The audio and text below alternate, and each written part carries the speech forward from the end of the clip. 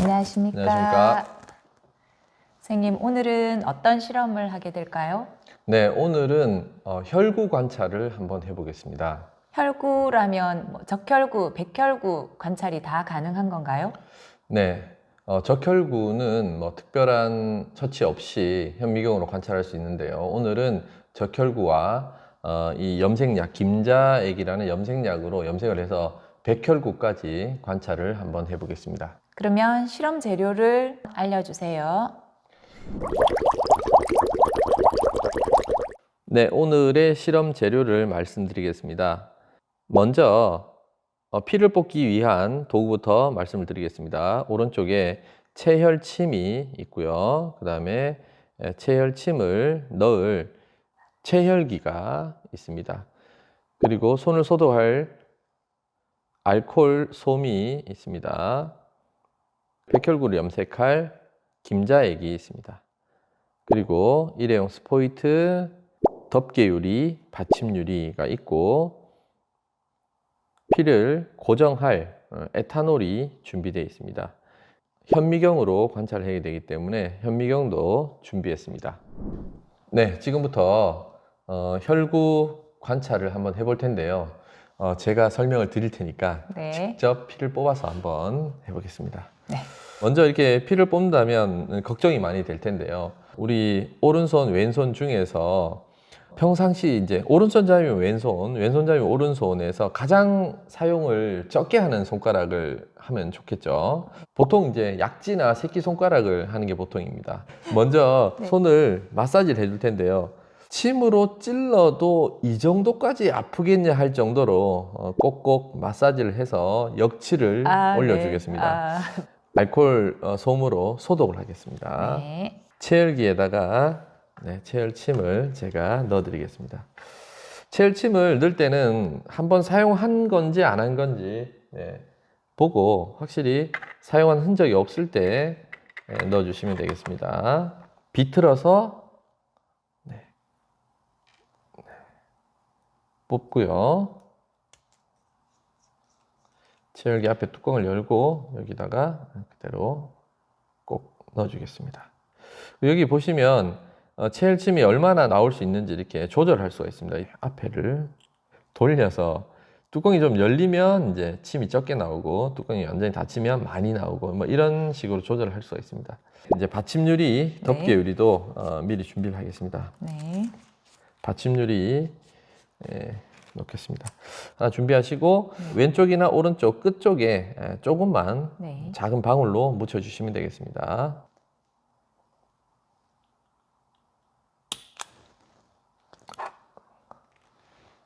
선생님이 잘 조절해 주셔서 정말 하나도 많이 아프지 안 아프죠? 않네요. 네. 네네. 그 정도면 충분합니다. 네. 덮개유리는 24 곱하기 24mm가 있고 18 곱하기 18mm가 있는데 피를 얇게 펼 때는 24 곱하기 24를 쓰겠습니다.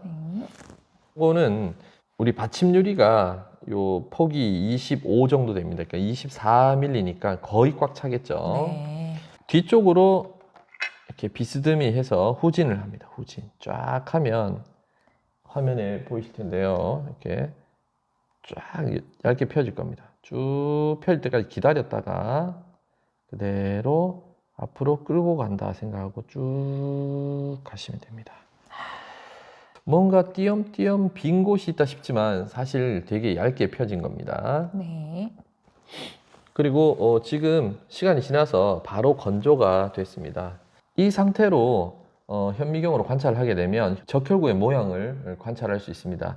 근데 이제 현미경으로 관찰할 때는 물을 묻혀야 되기 때문에 이 상태에서 물을 묻히면 혈구가 다 터져 버립니다. 그래서 혈구를 고정하겠습니다. 그럼 고정은 아까 설명하신 에탄올로 하는 건가요? 네, 고정은 에탄올로 할 텐데요. 이 에탄올에 고정을 하게 되면 여러 가지 대사작용도 멈추고 또 수분이 빠져나가면서 이 혈구가 받침유리에 달라붙는 그런 역할도 하게 됩니다.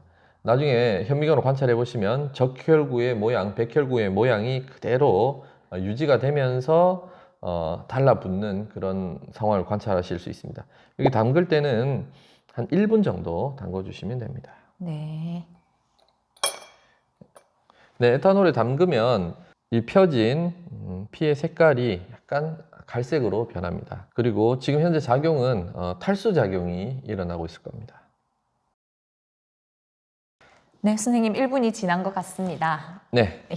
1분이 지났는데요. 네. 꺼내보면 되게 얇게 펴져서 지금 뭐 잘 보이진 않지만 네. 약간 갈색으로 변했습니다. 그래서 지금 여기 묻어 있는 에탄올을 다 날려 보내겠습니다.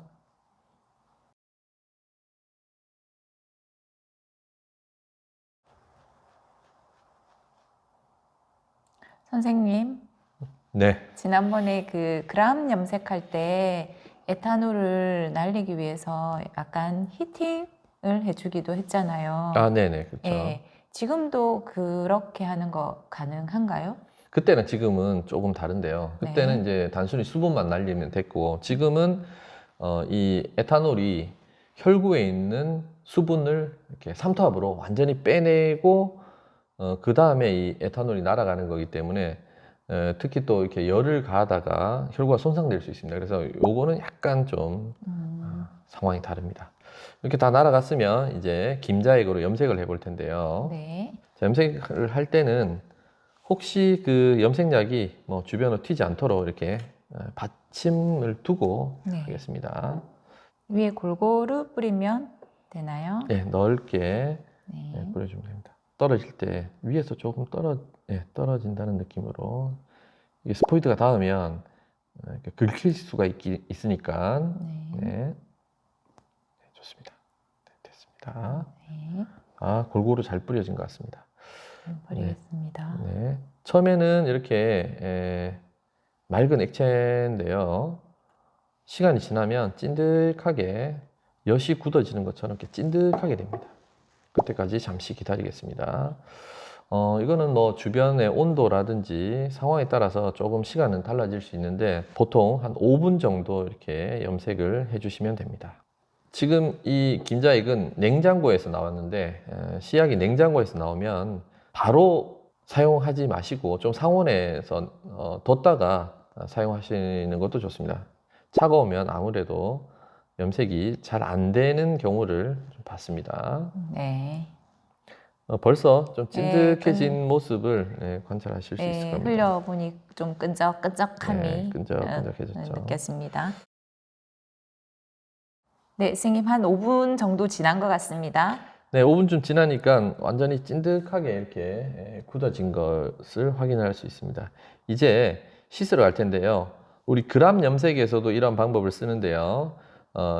뒤집어서 뒷면에 물을 흘려주면 그 물방울이 뒷면으로 가서 이 염색약을 씻어줄 겁니다. 직접 물이 닿으면 혈구가 씻겨 나가기 때문에 뒷면을 씻어주는 방법을 사용해서 염색약을 씻어내도록 하겠습니다.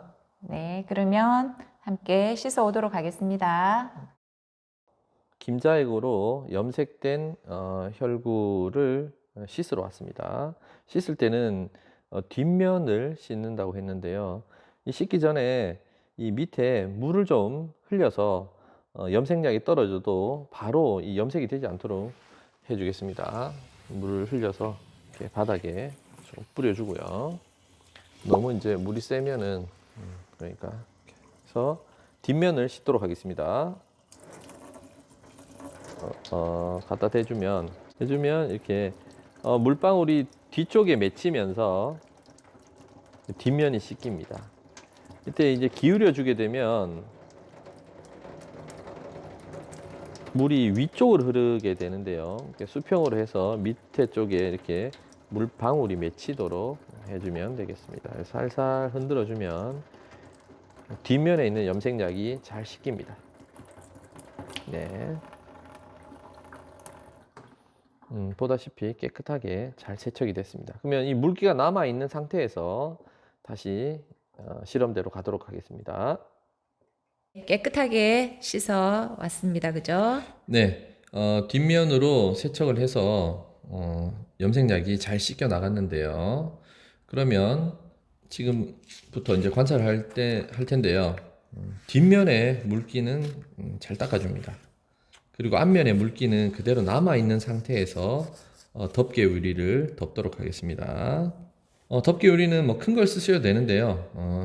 저는 개인적으로 작은 거를 2개 사용하도록 하겠습니다. 아, 두 개는 넓게 펼쳐져 있기 때문에 어디에서 관찰이 잘 될지 모르니까 양쪽으로 이렇게 펼쳐서 두 개를 덮는다는 말씀인가요? 네, 보시다시피 이렇게 혈액이 펴진 곳이 넓기 때문에 여러 곳을 다 관찰하기 위해서 덮개 유리를 한 2군데 정도 이렇게 덮도록 하겠습니다. 네, 한 번에 관찰이 돼야 다시 피를 뽑는 일이 없겠죠. 네. 혹시 안 되면 다음에는 제가 뽑도록 하겠습니다. 감사합니다. 그래서 준비했습니다. 네, 현미경으로 관찰을 한번 해보겠습니다. 네, 네, 먼저 네. 시료를 재물대에 올려주시고요. 네, 그리고 제가 전원을 켜드리겠습니다. 네. 적당한 위치를 잡아보겠습니다. 네. 네, 지금 40배인데요. 제일 위로 재물대를 올려서 내리면서 초점을 잡고 조리개는 한 10% 정도 열어주겠습니다. 네. 안 보이면 다시 뽑아야 된다는 생각으로 잘 찾아보시기 바랍니다. 네, 조금 더 높은 배율로 한번 보겠습니다. 네.